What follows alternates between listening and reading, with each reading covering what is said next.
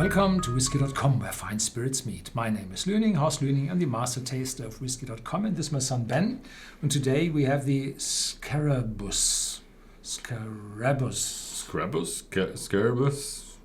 Yeah, they say it's a part of Islay, a rocky part. I think they said something like that. And it's a Islay single malt whiskey, so from a single distinct distillery. Which one they do not tell us, but it definitely is from Islay, so it's called Islay single malt whiskey. It's a Islay single malt Scotch whiskey, and they don't really say what Scarabus is, but it's from the mysterious island of Islay. Mm-hmm. And so it's as mysterious is the content, right? It's 46% ABV. Okay. It's uncolored, unchill filtered, and it's a dark bottle so that you can't see the content. Yeah, so we have to try. What we can say, it's from a independent bottler, Hunter Laing, from Glasgow based. And they originally derived from the blended whiskey industry, so they have access to cask. They have long-running contracts with distilleries for their blended whiskeys, so they know what they're doing. And now they either try to establish their own brand, or they are not allowed to tell the name of the distillery on it. Either of them. Maybe both. Maybe both, yeah. So we can just speculate about what content it is. And I say there are two choices. Either Kalila. I think you have the same. they started to resell or to sell their bulk whiskey to independent bottlers again starting 2007, I think. And the second one is Bunnahabhain, which opened itself to blenders when they were sold in 2003 or something. So there are some independent bottlings out there, and with that opening to the independent bottlers at Bunnahabhain, they added their smoky whiskey.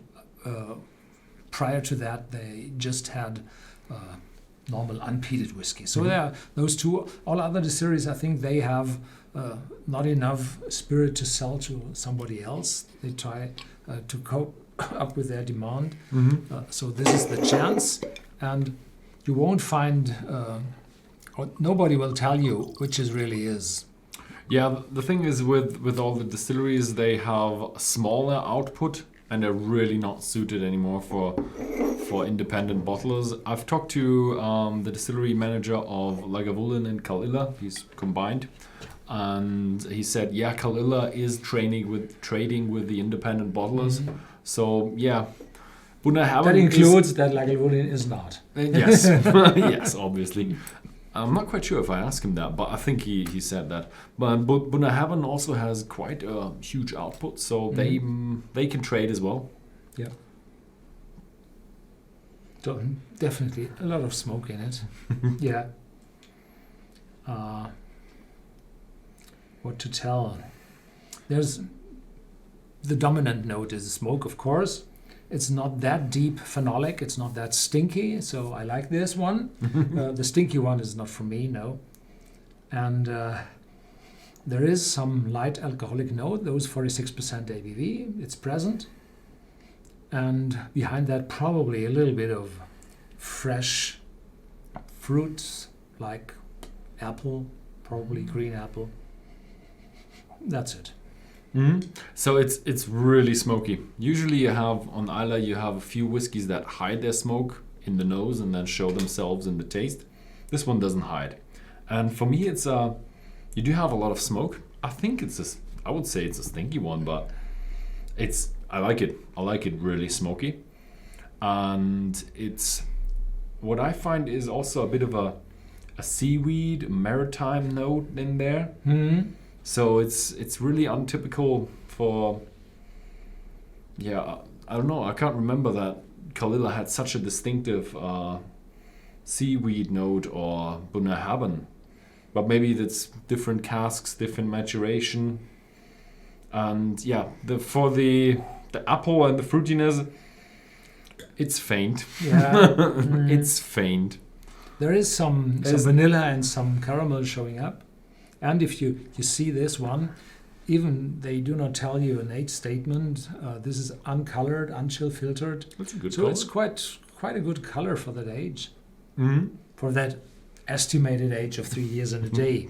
So probably I would say higher. it's higher than It's higher than. Or say the majority of whiskeys is higher. Mm-hmm. But these marketing guys usually don't like numbers, so if they'd had a 10-year-old, they wouldn't even write it on there.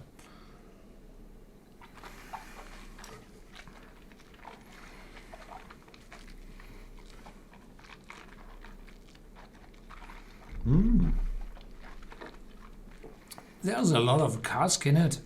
It's spicy on the tongue. A lot of cask influence.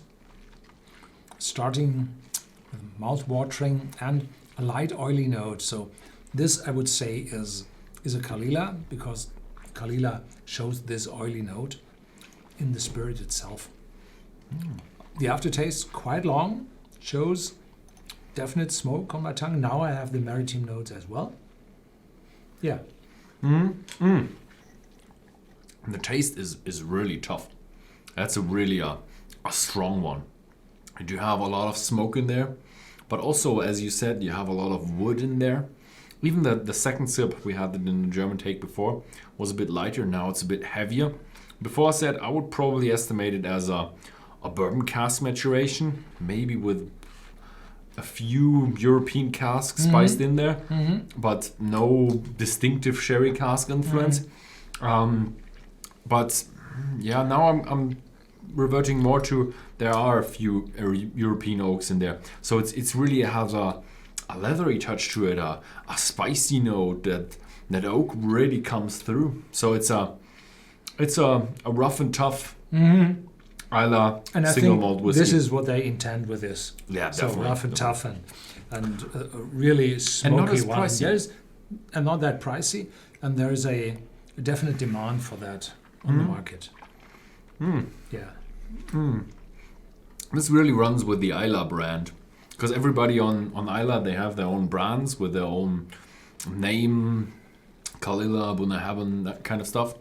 But they all run under the blanket of Isla malt, and this runs really much with the Isla malt. And with the new regulation from 2009, you're allowed to put the region in front of the single malt. So this is an Isla single malt whiskey. I like it.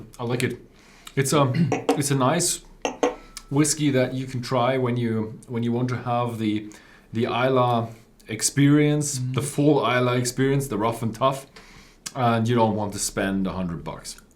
Yeah, definitely. When you just so have 30 the name bucks. still builds up, hopefully. Hopefully, yeah. So and when the name is up, then you pay. Yeah, but Hunter Laing is a blended whiskey company. a blended whiskey company, and they do know their whiskey. I think they're, I don't know, second, third generation, something like that, in the whiskey industry. So they do know their stuff. Yeah. So I didn't expect anything bad from them. And yeah, it's a good whiskey for a good price. So yeah, thank you very much for watching. If you found this video interesting, then please feel free to share it with your friends, and see you next time.